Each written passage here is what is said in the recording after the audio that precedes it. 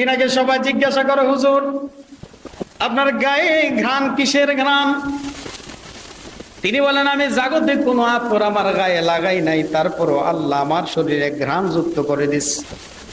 যেদিকে যাই সেদিকে ঘ্রাণ, যেদিকে যাই সেদিকে ঘ্রাণ। কয় হুজুর কেমনে? কয় দেখো, আমার যৌবনের কালে আমি কাপড়ের ব্যবসা করতাম। সুবহানাল্লাহ বলবেন না? বলেন, কিসের ব্যবসা করতো? কাপড়। আমার যৌবনের কালে আমি কাপড়ের ব্যবসা করতাম। এক মহিলা দৈনন্দিন আমার দোকানে আসতো কাপড়, কিন্তু আস্তে আস্তে কেমনে জানি তিনি আমার প্রেমে পড়ে গেছে।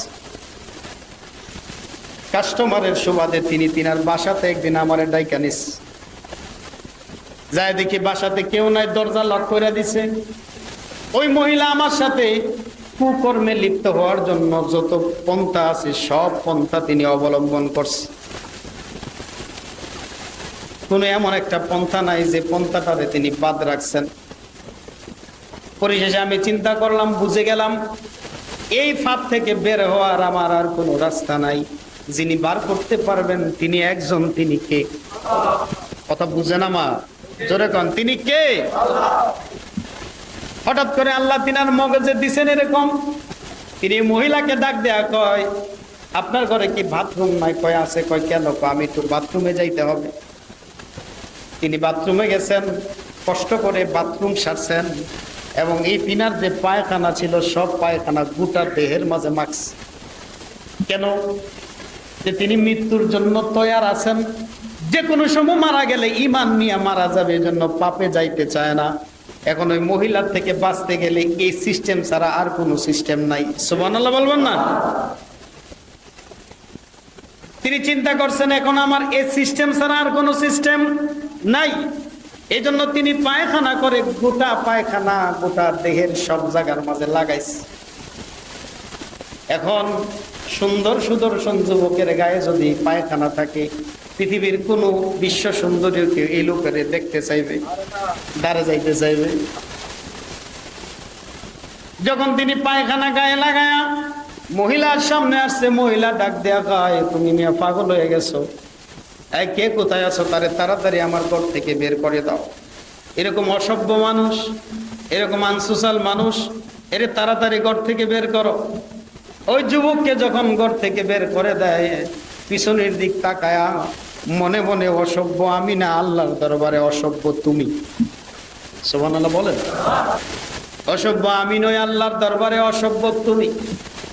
আমি যদিও জগতের পায়খানা লাগাইছি, এই পায়খানা তো আমার পোশাক না, লেবাস না, সৌন্দর্যের প্রতীক না, কিন্তু আমি পায়খানা লাগাইছি আমার ইজ্জত আবরুকে বাঁচানোর জন্য। অতএব তুমি আমার অসভ্য বলতে পারো, আসমানের মালিক আল্লাহ যিনি আমার রব, তিনার কাছে আমি অসভ্য নই, বরং সভ্যতার উচ্চ পর্যায়ে আমার হাবশি বেলাল পাগল হইয়া পাইল তোমারে, ওই বেলালের মতো পাগল বানাও আমারে। প্রিয় হাবিব পাগলের রাখছো কেন দূরে? ও প্রিয় হাবিব পাগলের রাখছো কেন? সালাতুন ইয়া রাসূলাল্লাহ, সালামুন ইয়া আলাইকুম, সালাতুন ইয়া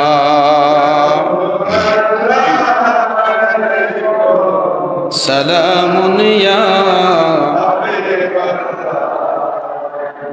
মুআজ্জাজ মুকাররম সম্মানিত মুসল্লিয়ান কিরাম, আসসালামু আলাইকুম ওয়া রাহমাতুল্লাহি ওয়া বারাকাতুহু। দুনিয়ার সংক্ষিপ্ত সময়টা আপনি আল্লাহ সুবহানাহু ওয়া তাআলার দরবারে রাসূলের জন্য উৎসর্গ করবেন, তখনই বুঝবেন আমার পরকাল শান্তির হবে। জোরে গান ঠিক না বেঠি? আল্লাহর হাবিবকে সাহাবীরা বলছেন, ইয়া রাসূলুল্লাহ, ইয়া হাবিবাল্লাহ, আমরা জানতে চাই আমার মরণ, আমার জিন্দেগি, আমার বন্দিগি, আমার কবর, আমার হাসর সুন্দর কেমনে হবে? আল্লাহ হাবিব বলছেন, আত-তাজাফি মিন দারিল গুরুর ওয়াল ইনাবাতু ইলা দারিল খুলুদ ওয়াল ইস্তিদাদু বিল মাউতি ক্বাবলা নুজুল। যে ব্যক্তি জমিনে যা কিছু করে একজনের জন্য করে, তিনি কে? তিনি কে? ওয়াল ইনাবাতু ইলা দারিল খুলুদ। আল্লাহ বলেন সে যদি জমিনে কোনো কিছু করে তাইলে করবে জান্নাতের জন্য। 3 নাম্বার নবী বলেন ওয়াল ইস্তিদাদু বিল মাউতি ক্বাবলা নুজুলি। মুমিন সে তার কবর শান্তির হবে, মুমিন সে তার হাসর শান্তির হবে, মুমিন সে তার মিজান শান্তির হবে, মুমিন সে তার ফুলসিরাত শান্তির হবে। যে মুমিন জমিনে চলে ঠিক কিন্তু সদা সর্বদা নিজের মৃত্যুর জন্য তৈয়ার রাখে। সুবহানাল্লাহ বলেন, বলেন সদা সর্বদা মৃত্যুর জন্য। এখন আমরা কি মৃত্যুর জন্য তৈয়ার আছি কিনা? যদি আমাদের মৃত্যুর জন্য তৈয়ার আমরা থাকতাম তাহলে আমাদের সকালের ঘুম 8টায় ভাঙতো না, আমাদের কথায় মিথ্যা আসতো না, আমাদের কথায় গীবত আসতো না। আমরা খাওয়ার আগে খাওয়াটা হালাল কিনা চিন্তা করতাম, ইনকামের আগে এই ইনকাম হালাল কিনা আমরা চিন্তা করতাম। কিন্তু এই সামগ্রিক বিষয়গুলো চিন্তা করি না কেন? কারণ মুখে যত বলি মরে যাব, কিন্তু মূলত আমরা মৃত্যুর জন্য তৈয়ার না। যেরকম ঠিক না বেঠিক? মূলত আমরা মৃত্যুর জন্য তৈয়ার না। কেন? কারণ মৃত্যু যিনি চিনায়, মৃত্যু যিনি বুঝায়, এমন ব্যক্তির সাথে আমাদের সম্পর্ক নাই। আল্লাহর হাবিব বলছেন, এক সময় তিনি বলতেন যে খবরদার তোমরা কেউ কবর জিয়ারত করিও না। এক সময় প্রথম নবী বলতেন, কিন্তু পরক্ষণে নবীজি বলছেন তোমরা বেশি বেশি কবর জিয়ারত করো, ফা ইন্নাহা তুযাক্কিরুল মাউতা। কেন? যত বেশি কবর জিয়ারত করবা তত বেশি তোমাদের মৃত্যুর কথা স্মরণ হবে। সুবহানাল্লাহ বলবেন না? আর আমরা শুক্রবার ছাড়া অথবা রমজান মাস ছাড়া অথবা ঈদের দিন ছাড়া আমরা কেউ কিন্তু কবরের পাশে তেমন একটা দাঁড়াই না। অথচ আল্লাহর হাবিব বলছেন কবর এমন একটা মাকামের নাম যে জায়গাতে মানুষ সঙ্গীবিহীন হয়ে যাবে, যে জায়গাতে ঘর নাই, বাতি নাই, বিছানা নাই, বালিশ নাই, চাদর নাই, কম্বল নাই, ইলেকট্রিসিটি নাই, বিদ্যুতের কোনো ব্যবস্থা নাই। ওই এমন একটা কবরের মাঝে যখন কোনো মানুষকে রেখে দেওয়া হয়, জগতের সব আমল তার জন্য বন্ধ করা হয়, কোনো আমল কবরের মাঝে চলে না। কিন্তু আল্লাহর হাবিব বলছেন তার আত্মীয় যদি তার জন্য দোয়া করে, তার জন্য দান সদকা করে, এমনকি সন্তান যদি কবরের পাশে দাঁড়ায়া মা বাবার জন্য ওয়াকিল্লাহুমা জানাহাজ যুল্লি মিনার রাহমা ওয়া রব্বিরহামহুমা কামা রাব্বায়ানি। এই দোয়া যখন সন্তান কবরের পাশে দাঁড়ায় করে, আল্লাহর হাবিব বলেন মা বাবা এবং সন্তান উভয়ের জিন্দেগীর গুনাহ আল্লাহ মাফ করে দেয়। বলি সুবহানাল্লাহ। কিন্তু আমরা মৃত্যুর জন্য কিন্তু তৈয়ার না। যদি আমরা কবরের প্রস্তুতি নিতাম, সকাল 8টায় আমাদের ঘুম বন্ধ না। যদি আমরা মৃত্যুর জন্য প্রস্তুতি নিতাম, হারাম জিনিস আমাদের পেটে ঢুকতো না। যদি আমরা মৃত্যুর জন্য তৈয়ার হইতাম, ক্ষমতার পিছে আমরা ঘুরতাম না। যদি আমরা মৃত্যুর জন্য তৈয়ার হইতাম, মিথ্যা আমাদের জবানে আসতো না। যদি আমরা মৃত্যুর জন্য তৈয়ার হইতাম, তাইলে সকলের আগে আমরাই মসজিদে হাজিরা দিতাম, আমার আগে কেউ হাজিরা দিতে পারতো না। যেরকম ঠিক না বেটি? কেন এ হচ্ছে না কেন? একটি কারণ, সেটা কি? আত-তাজাফি মিন দারিল গুরুর ওয়াল ইনাবাতু ইলা দারিল খুলুদ ওয়াল ইস্তিদাদু বিল মাউতি ক্বাবলা নুজুলি। এই 3 আয়নার কষ্টি পাথরে আমাদের জিন্দেগি না হওয়ার কারণে আমরা যেমন খুশি তেমন চলতেছি, যা খুশি তা বলতেছি, যা মন চায় তা করতেছি, যা পাইতেছি তাই খাইতেছি। কারণ আমরা মৃত্যুর জন্য তৈয়ার না। যেরকম ঠিক না বেঠিক? মৃত্যুর জন্য কি না? বাগদাদে একজন বড় বুজুর্গ ছিল, যিনাকে মিসকি বলতো। বলেন কি বলতো? মিসকি, যার অর্থ হচ্ছে সুবাসী ব্যক্তি, যার শরীর থেকে সবসময় ঘ্রাণ বের হইতো, কিন্তু তিনি কোনো আতর ব্যবহার করতেন না। সুবহানাল্লাহ বলুন। তিনি কোনো আতর ব্যবহার করতেন না। তো তিনার শরীরতে যখন ঘ্রাণ আসে, তিনার শরীরতে যখন সুঘ্রাণ বের হয়, মানুষগুলা যায় কয় হুজুর আপনি কোন আতর ব্যবহার করেন, আপনার গায়ে এত সুবাস। তো তিনি বলেন যাও, আমি কোনো আতর ব্যবহার করি না। সুবহানাল্লাহ বলুন। আচ্ছা বলেন তো, আতর ব্যবহার না করলে কোনোদিন শরীরে ভালো ঘ্রাণ আসবে? আসবে। মনে রাখবেন, আতর ব্যবহার করা সুন্নত, এটা মুছে জানা। আতর ব্যবহার করা কি সুন্নত, মুছে জানা। কেন? আতর ব্যবহার করলে মানুষের শরীর থেকে ঘ্রাণ বের হবে। আতর ব্যবহার করলে মানুষের শরীর থেকে ঘ্রাণ বের হবে। কিন্তু আমার আপনার নবী, দয়াল নবী রহমতুল্লিল আলামিন কেমন পয়গম্বর, কেমন রসুল ছিলেন, কেমন হাবিবুল্লাহ ছিলেন, তিনার ঘাম মুবারক থেকেও মেশকে আম্বরের সুবাস বের হইতে বলে সুবহানাল্লাহ। তিনাকে সবাই জিজ্ঞাসা করে, হুজুর আপনার গায়ে ঘ্রাণ কিসের ঘ্রাণ? তিনি বলেন, আমি জাগতিক কোনো আতর আমার গায়ে লাগাই নাই, তারপরও আল্লাহ আমার শরীরে ঘ্রাণ যুক্ত করে দিস। যেদিকে যাই সেদিকে ঘ্রাণ, যেদিকে যাই সেদিকে ঘ্রাণ। কয় হুজুর কেমনে? কয় দেখো, আমার যৌবনের কালে আমি কাপড়ের ব্যবসা করতাম। সুবহানাল্লাহ বলবেন না? বলেন কিসের ব্যবসা করতো? কাপড়ের। আমার যৌবনের কালে আমি কাপড়ের ব্যবসা করতাম। এক মহিলা দৈনন্দিন আমার দোকানে আসতো কাপড়, কিন্তু আস্তে আস্তে কেমনে জানি তিনি আমার প্রেমে পড়ে গেছে। কাস্টমারের সুবাদে তিনি তিনার বাসাতে একদিন আমার ডাইকা নিস, যায় দেখি বাসাতে কেউ নাই, দরজা লক করে দিছে।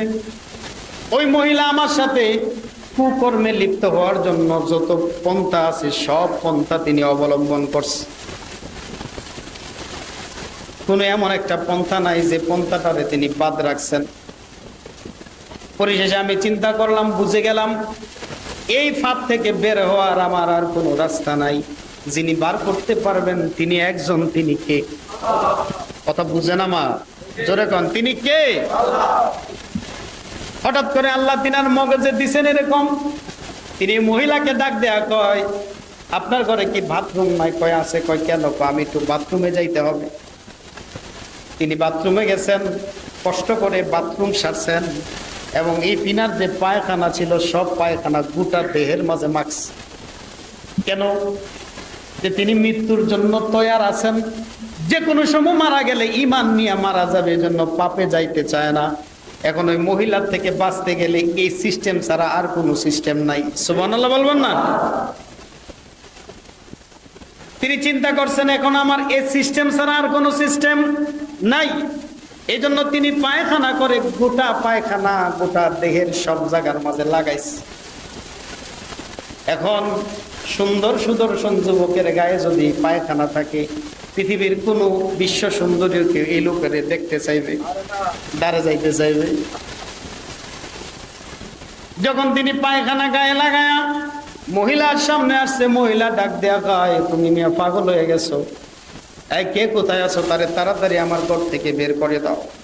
এরকম অসভ্য মানুষ, এরকম আনসোশাল মানুষ, এর তাড়াতাড়ি ঘর থেকে বের করো। ওই যুবককে যখন ঘর থেকে বের করে দেয়, পিছনের দিক তাকায়া মনে মনে, অসভ্য আমি না, আল্লাহর দরবারে অসভ্য তুমি। সুবহানাল্লাহ বলেন। অসভ্য আমি নই, আল্লাহর দরবারে অসভ্য তুমি। আমি যদিও জগতের পায়খানা লাগাইছি, এই পায়খানা তো আমার পোশাক না, লেবাস না, সৌন্দর্যের প্রতীক না, কিন্তু আমি পায়খানা লাগাইছি আমার ইজ্জত আবরুকে বাঁচানোর জন্য। অতএব তুমি আমার অসভ্য বলতে পারো, আসমানের মালিক আল্লাহ যিনি আমার রব, তিনার কাছে আমি অসভ্য নই, বরং সভ্যতার উচ্চ পর্যায়ে আমার নাম লেখা আছে, বলি সুবহানাল্লাহ। তিনি যখন চলে গেছেন, একটা পুকুরের মাঝে যায় গোসল করছেন, গোসল করে ঘরে যাইয়া শুকরিয়া আদায় করছেন। এখন তিনি রাস্তা দিয়া যে জায়গা দিয়া যায়, যেদিক দিয়ে চলে, ঘ্রাণ আর ঘ্রাণ, ঘ্রাণ আর ঘ্রাণ ওনার শরীর থেকে ছড়তে থাকে, বিস্মৃত হতে থাকে। মানুষগুলা দেখলে পাগল হয়ে যায়, ঘ্রাণ শুনলে বেকারার হয়ে যায়। কেন? এই ঘ্রাণ তো জগতের কোনো ঘ্রাণ না, বরং এটা আসমানের মালিক আল্লাহর দেওয়া ঘ্রাণ, যেটা জগতে কিনতে পাওয়া যায়। যারা বলি না সুবহানাল্লাহ। তো তিনি যেদিন ঘরে যাইয়া পবিত্রতা অর্জন করছে, ঘরে যায় শুকরিয়া আদায় করছে, ওই দিন রাতেই হযরত ইউসুফ আলাইহিস সালামের সাথে স্বপ্নে ওনার দেখা হয়েছে। বলেন কার সাথে? ইউসুফ আলাইহিস সালামের সাথে স্বপ্নে দেখা হয়েছে। ইউসুফ আলাইহিস সালাম স্বপ্নে ওরে বলতেছে, রে আমি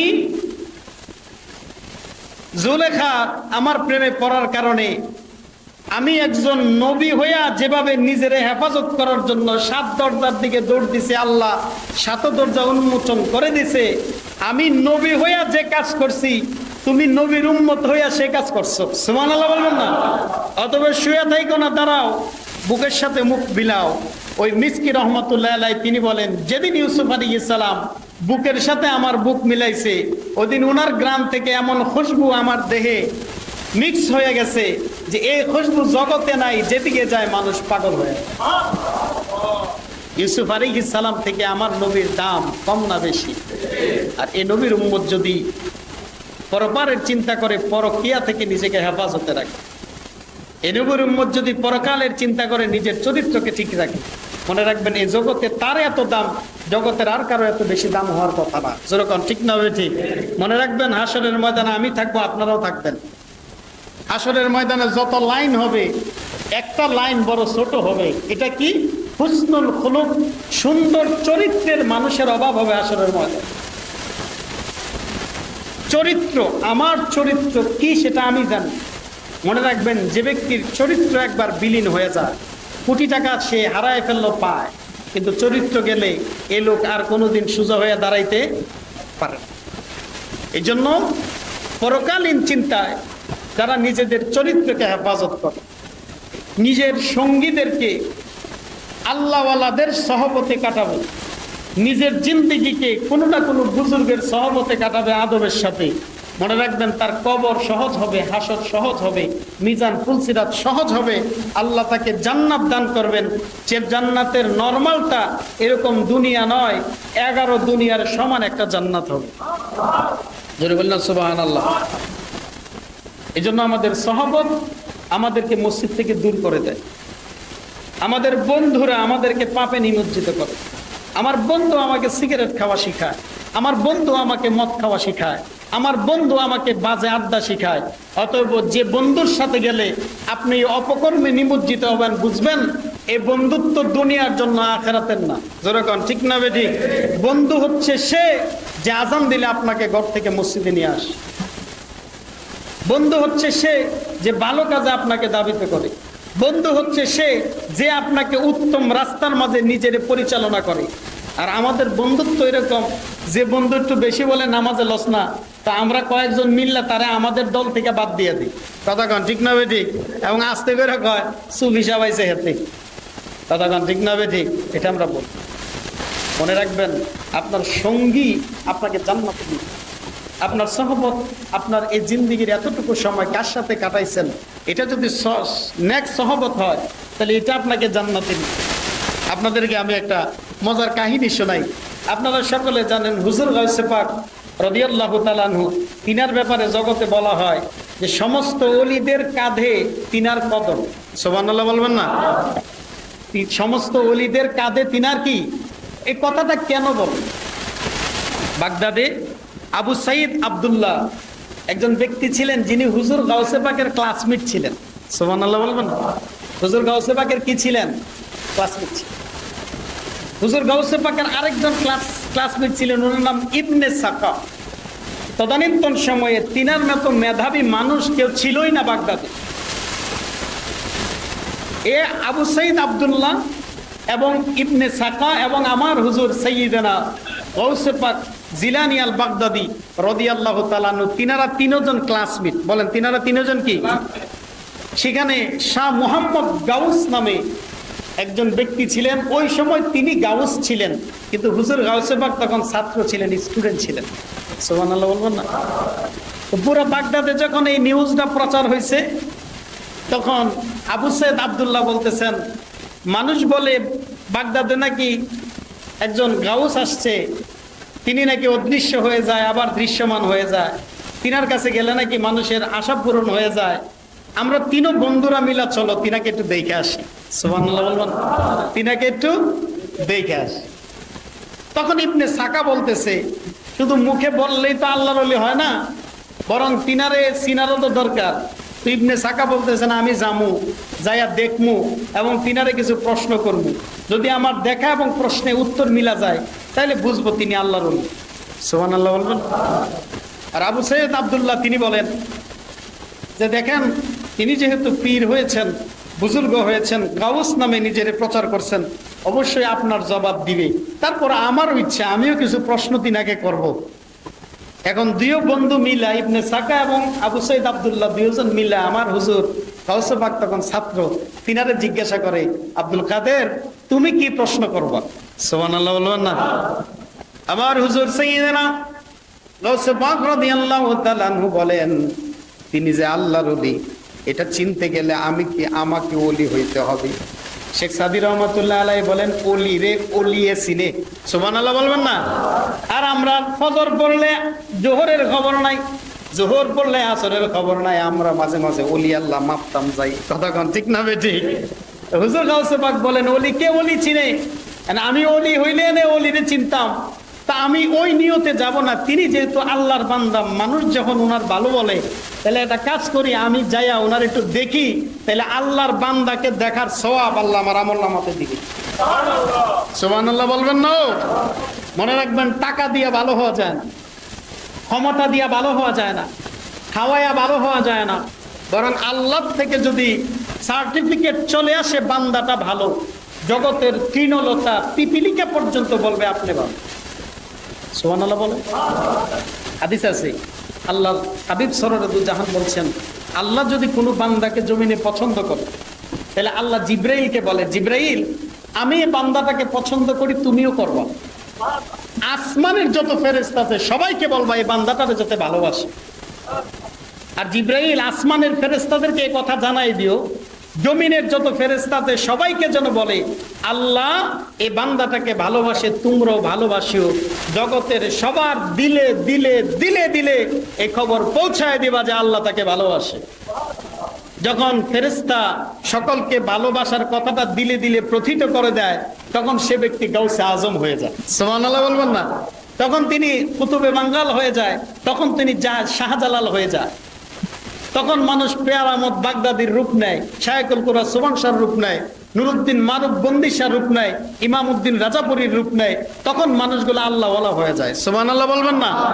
তো হুজুর গাউসে পাক তখন তিনি বলেন যে আমি ওলি কি না এ মাপে যাব না, বরং তিনি তো আল্লাহর পেয়ারা, তিনি আল্লাহর মাহবুব, যেহেতু তিনার আলোচনা সব জায়গায় হয়, অতএব আমি আল্লাহর বান্দাকে দেখার নিয়তে যাব, তিনাকে দেখলে আমি সব পাবো। তিনও ক্লাসমেট, তিনজনের ইলিমের ক্ষমতা এত, তদানীন্তন সময় তিনাদের সামনে দাঁড়ায়া সূরা ফাতিহা পড়বে এরকম মানুষ ছিল না বাগদাদে। সুবহানাল্লাহ বলুন। ব্যক্তিগুলা কেটা? হুজুর গাউসে পাক, তিনার বন্ধু ইবনে সাকাত, তিনার বন্ধু আবু সাইদ আব্দুল্লাহ। আপনি কি মনে করছেন যিনি হুজুর গাউসে পাকের বন্ধু ক্লাসমেট, এবারে কি নরমাল না অসাধারণ? অসাধারণ ব্যক্তি। তিন বন্ধু গেছেন, যা দেখেন জিনার কাছে গেছেন, তিনি তিনার আসনের মাঝে বসা নাই, বরং জায়গাটা খালি। আবু সাহেব আব্দুল্লাহ বলেন, শাহ মোহাম্মদ গাউস যে জায়গায় বসার কথা আমরা যাই সে জায়গায় ওনারে পাই নাই। আবু সাহেব আব্দুল্লাহ বলেন, আমরা ওই জায়গার দিক তাকায় দেখছি, তিনি আমাদেরকে অতিক্রম করে যায় নাই। অদৃশ্য থেকে হঠাৎ করে দেখি ওই জায়গার মাঝে শাহ আব্দুল্লাহ গাউস রহমতুল্লাহ আলাইহি তিনি বসে আছে। বলে সুবহানাল্লাহ, আশ্চর্য হয়ে গেছে, কিরে আমরা তিনজন এখানে দাঁড়ানো, আমাদের সামনে তিনার চেয়ার, আমাদেরকে অতিক্রম কইরা এনে তিনি চেয়ারে বসবে। কিন্তু না, তিনি বলেন এভাবে বসে নাই, বরং আমরা দেখি হঠাৎ উনি আমাদের সামনে বসে রয়েছে। সুবহানাল্লাহ বলেন না? ও বৈশাই জালালি হালে চলে গেছে, যায় বলে ইবনে সাকা তুমি নাকি আমারে ওজন দিতে আসছো, আমি ওলি কিনা? যাও, তোমার জন্য দোয়া করে দিলাম, আমি তোমার শরীরের মাঝে কুফুরির ঘ্রাণ পাইতেছি। নাউজুবিল্লাহ বলবেন না? আবু সাইদ আব্দুল্লাহকে বলে, আবু সাইদ আব্দুল্লাহ তুমি আসছো আমাকে ওজন দিতে, আমি কেন জানি মনে হয় তুমি দুনিয়াদার হয়ে মারা যাবা। আর আমার হুজুর সাইয়েদনা গাউসে পাকের চেহারার দিক তাকায় তিনি গাউসে পাকের চেহারার প্রেমে পড়ে গেছে। সামনে গেছেন, হুজুর গাউসে পাককে বুকে জড়াইছেন, মাথার মাঝে হাত বুলায় বুলায় বলে, আব্দুল কাদের, বাগদাদে এমন এক দিন আসবে যেদিন মানুষ ওলিয়াতের মাকাম নিতে গেলে তোমার কদম লাগবে। সুবহানাল্লাহ বলবেন না? হযরত আবু সাইদ আব্দুল্লাহ বলেন, কিছু বছর অতিক্রম হয়েছে পরে তিনি যখন মারা গেছেন, ঠিকই আমার বন্ধু ইবনে সাকাকে তিনি বলেছিলেন যে তিনার মধ্যে কুফুরির ঘ্রাণ পায়। ইলিমের কারণে তিনি বাগদাদের ঈসাই এক ব্যক্তির উজির হয়েছে। কিছুদিন তিনার উজিরের দায়িত্ব পালন করার পরে তার মেয়ের সাথে ইশক হয়ে যাওয়ার কারণে ডাক দেয়া কয়, বাদশাহ আপনার মেয়েরে আমার সাথে বিবাহ পড়াই দেন। বিবাহ যদি পড়াইতে পারি, কিন্তু মুসলমান থাকা যাবে না, ঈসাই হইয়া যাইতে হবে। এখন দিন ধর্ম সাইরা ইসাই ভাবে ওই মেয়ের বিয়ে করছে। আবু সৈয়দ আব্দুল্লাহ বলেন, আমরা দেখছি সে ঈমান হারা হয়েছে, শুধু তাই না, তার দেহের মাঝে পোকা লাগা গেছে, তার মুখের পোকা নাক দিয়ে বের হইছে।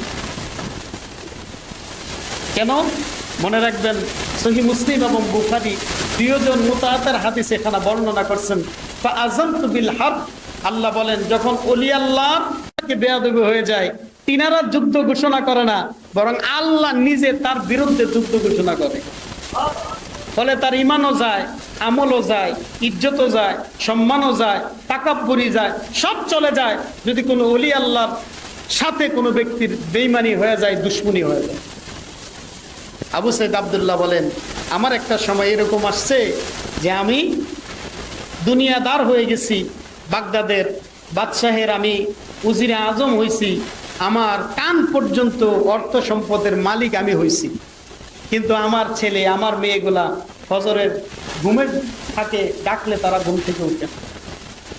তার মানে তিনি বুঝাইতে চায়, ওই যে ওলি আল্লাহ দোয়া করছিলেন যে শাহ মোহাম্মদ গাউস, যে তুমি দুনিয়াদার হয়ে যাবা, শুধু আমি দুনিয়াদার হই নাই, আমার পরিবারও দুনিয়াদার হয়ে গেছে।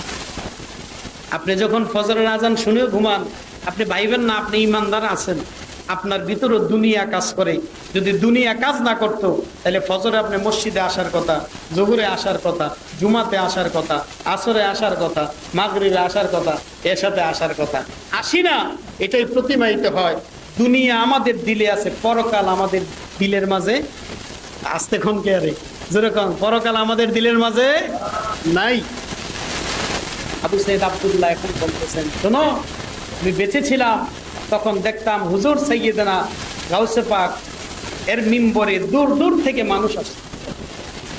একটা সময় এমন হয়েছে, হুজুর গাউসে পাক মিম্বরে বসে বলতেছেন, যার কাঁধে আমার কদম নিবে আমি তাকে ওলির সার্টিফিকেট দিই। জোরে বলি না সুবহানাল্লাহ। ওই দিন থেকে হুজুর গাউসে পাকের লকব হয়ে গেছে, গোটা জগতের সব ওলিদের কাঁধের উপরে আমার হুজুর গাউসে পাকের কদম। সুবহানাল্লাহ বলবেন না? তাইলে আমাদের পরকালীন চিন্তা নাই বিদায়, মৃত্যুর চিন্তা নাই বিদায়, আখিরাতের চিন্তা নাই বিদায়, মিজান ফুলসিরাতের চিন্তা নাই বিদায়, জাহান্নামের চিন্তা নাই বিদায়, জান্নাতের চিন্তা নাই বিদায় আমরা দুনিয়ামুখী হয়ে আছি। কেন জানি আমাদের ইবাদত, আমাদের গুলামি, আমাদের দাসত্ব আমাদের চোখ থেকে পানি আনে না, আল্লাহকে রাজি করাইতে পারে না। কারণ আমরা দিলের মাঝে দুনিয়াকে নিয়ে রাখছি, বরং আমরা দিনের মাঝে আখিরাতকে নেই নাই। যেরকম ঠিক না বে ঠিক? অথচ আমাদের প্রত্যেক লোককে মরতে হবে, এই কথাটা নিশ্চিত। ধরে বলেন মরতে হবে, এই কথাটা কি বলেন? মরতে হবে, এটা কি? এই ব্যাপারে কারো কোনো একতলাফ আছে, মতবিরোধ আছে?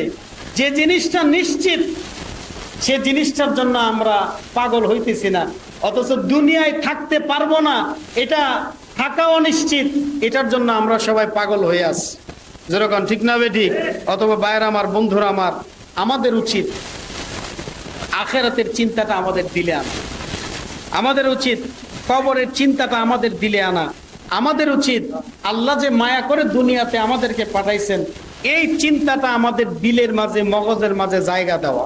যেরকম ঠিক না বে ঠিক? আওয়াজ দেন না ঠিক না বে ঠিক?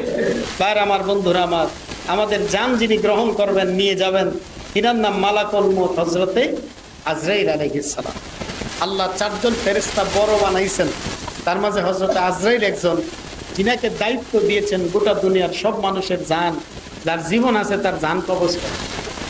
আল্লাহ একদিন জিবরাইল আমিনকে জিজ্ঞাসা করছেন, জিবরাইল, তুমি তো সব মানুষের জান নাও, সব প্রাণের জান নাও, আমি জানতে চাই কোন প্রাণীর জান নেওয়ার সময় তোমার দিলে মায়া হয়েছে কিনা?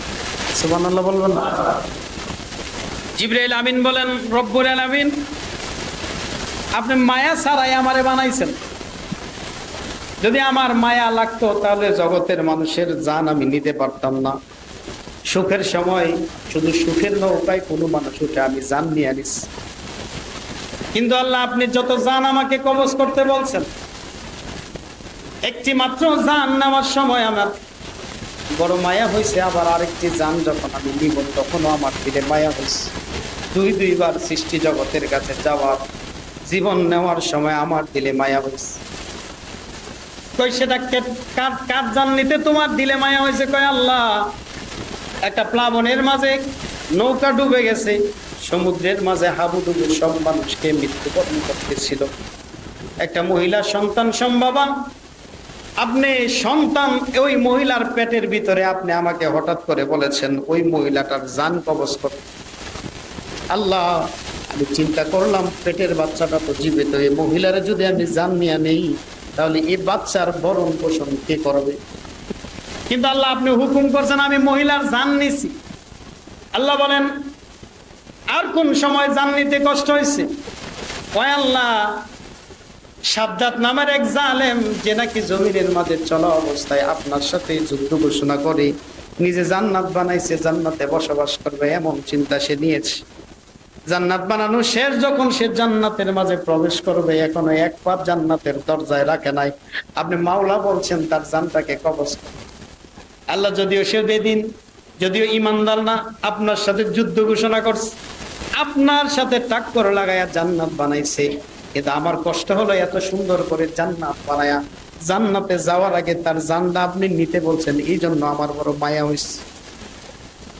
আল্লাহ বলেন, আজরাইল, ওই যে গর্ভে থাকা সন্তান, মাকে তুমি মাইরা ফেলছিলা, জান নিয়ে আনিছিলা, পরবর্তীতে সন্তানের কি হয়েছে তুমি জানোনি? না আল্লাহ জানি না, আপনি জানাইছেন না। সুবহানাল্লাহ বলবেন না? আল্লাহ আমি জানি না, আপনি জানাইছেন না। আজরাইল, তুমি তো জান নিয়ে চলে আসছো, আমি মৃত মহিলার পেট থেকে জীবিত এক সন্তানকে বার করছি। নৌকায় ভেঙে যাওয়া কাঠের তক্তার উপরে তারে আমি রাইখা ভাসায়া ভাসায়া আমি এমন একটা উপকূল অবস্থানে তারে নিছি, যখন তাকে পার জমিনে রাখছি, পানিকে হুকুম দিছি পানি যেন কমে যায়, আমি আল্লাহ তাআলা পাহাড়ের চূড়ায় তারে আমি ঝুলন্ত অবস্থায় রাখছি, পানিগুলাকে তার থেকে সরাই দিছি। পাশের জঙ্গলে এক বাঘ অন্তঃসত্ত্বা ছিল, সে 2 বাচ্চা জমিনে আনছে। এই সন্তানটার কথা চিন্তা করে আমি বাঘের বাচ্চাগুলোকে মাইরা ফেলছি। এখন বাঘ, তার দুধ খাওয়ানোর একটা জ্বালা আছে, এই জ্বালাটা আমি তারে দিয়া এমন করছি, এবং বাঘের মাথার মাঝে এমন একটা ম্যাপ আমি আল্লাহ আইকা দিছি, এই বাঘ হাইটে হাইটা ওই যে বাচ্চাটারে আমি বাঁচাইয়া টানের মাঝে রাখছিলাম, এখন 2 বেলা এই বাঘ যায় তারে দুধ খাওয়ায় দেয়। জোরে বলেন না সুবহানাল্লাহ। আজকে সাদ্দাতের জান নেওয়ার সময় তোমার মায়া হয়? আজরাইল, এই ব্যক্তি ওই বাচ্চাটাই হচ্ছে এই ব্যক্তি সাদ্দাত, যারে আমি প্লাবন থেকে বাঁচায়া কাঠের তক্তা দিয়া পারের মাঝে ভিড়ায়া বাঘের দুধ খাওয়ায়া খাওয়ায়া বড় করছি। এই সে সাদ্দাত আজকে আমার বিরোধিতা করে আমার সাথে টাক্কর লাগায়া জান্নাত বানাইছে। আল্লাহ বলেন, রে আজরাইল, এই সেই শিশু যে আজকে সাদ্দাত। অতএব চিন্তা করেন, নাফরমানি করবে এ কথা জানার পরেও আল্লাহ তাআলা তারে কর্তিকা কই আইনা কোন জায়গার মাঝে বসায় দিছে। আর আমরা দৈনন্দিন জীবনের নাফরমানির তালিকা যদি একবার লিখতে চাই, আর আয়নার সামনে যদি দাঁড়ায় যাই, খোদার কসম আয়নাই যেন আমাদেরকে বলতে থাকে, আপনি যে ব্যক্তি জমিনের মাঝে চলতেছেন আপনি কিন্তু ওই ব্যক্তি না। যেরকম ঠিক না বেটি? কেন? আমাদের আয়না আমাদেরকে প্রমাণ করে দেয় যে আমরা ভালো মানুষ না। অতএব আখিরাতের চিন্তা চেতনা আপনার দিলে আপনি প্রতীত করতে হবে। কেন? দেখেন, আল্লাহ যদি কাউরে মায়া করে, আল্লাহর বিরুদ্ধে সে জান্নাত বানাইছে, তারপর আল্লাহ তারে মায়া করে এই পর্যন্ত পৌঁছেছে। অতএব আমাদেরকে মরতে হবে, এটা নিশ্চিত। দুনিয়ায় থাকা যাবে না, এটাও নিশ্চিত। কথা কন ঠিক না ঠিক? অতএব দুনিয়া ক্ষণস্থায়ী, আখিরাত চিরস্থায়ী। দুনিয়া ক্ষণস্থায়ী, আখিরাত চিরস্থায়ী। কবর চিরস্থায়ী বিষয় না, পরপার চিরস্থায়ী বিষয় না, আমাদের চিরস্থায়ী বিষয় হচ্ছে জান্নাত। বলেন কি হবে? জান্নাত। অতএব জান্নাতি হয়ে জমিনে চলতে গেলে 3টা জিনিস আপনাকে মনে রাখতে হবে। নাম্বার 1, আত-তাজাফি মিন দারিল গুরুর। যা কিছু করবেন সব একজনের জন্য, তিনি কে? বলেন তিনি কে? ওয়াল ইনাবাতু ইলা দারিল খুলুদ। এবং আপনি যা কিছু করবেন সব করবেন জান্নাতের আশায়। ওয়াল ইস্তিদাদু বিল মাউতি ক্বাবলা নুজুলি। আল্লাহর হাবিব বলেন, ওই ব্যক্তি যিনি জমিনে চলবে ঠিক, কিন্তু মৃত্যুর জন্য নিজেরে তৈয়ার রাখে। এই 3 গুণ কোন ব্যক্তির যদি অর্জন হয়ে যায়, তাহলে তার কবর শান্তি, আখিরাত শান্তি, মিজান ফুলসিরাত শান্তি, কাউসারের পেয়ালা পাওয়া সহজ, জান্নাতের রেদওয়ান দরজা খুলে সুস্বাগতম জানাবে। এজন্য ওয়াদাবদ্ধ হয়ে বসে আছে। অতএব আমরা জমিনের মাঝে চলবো ঠিক, বলেন চলবো কার জন্য? আর যদি কোনো কিছু চাহিদা করি সেটা জান্নাত পাওয়ার আশায় চাহিদা করব। এবং আমরা মরে যাব, আমাদের সহপাঠী মারা গেছে, বন্ধুরা মারা গেছে, পিছের কাতারে যে মানুষগুলো এক সময় হাফ প্যান্ট পরে বসতেন, আজকে বয়সের বারে আপনারা সামনের কাতারে চলে আসছেন। এই কাতারের পরে আর কোনো কাতার সামনে নাই, যেটা আছে এটা জানাজা। এই জিনিসগুলো আপনাদেরকে মাথায় নেওয়া দরকার, বুঝার দরকার। আসেন আমরা সমাজটাকে পরিবর্তন করি, সবাই নামাজি হই, কবরের চিন্তা বেশি করি, আমরা ভালো উপদেশ মানুষকে দিই, আমরা সকলে মিশে এই মসজিদটাকে একটা আবাদ ভূমি বানাই, যে আমার মহল্লার কোনো মানুষ বেনামাজি যাতে না থাকে, আমি আসব আরেকজনকে নিয়ে আসবো। পারবো না ইনশাআল্লাহ? যারা বলেন ইনশাআল্লাহ।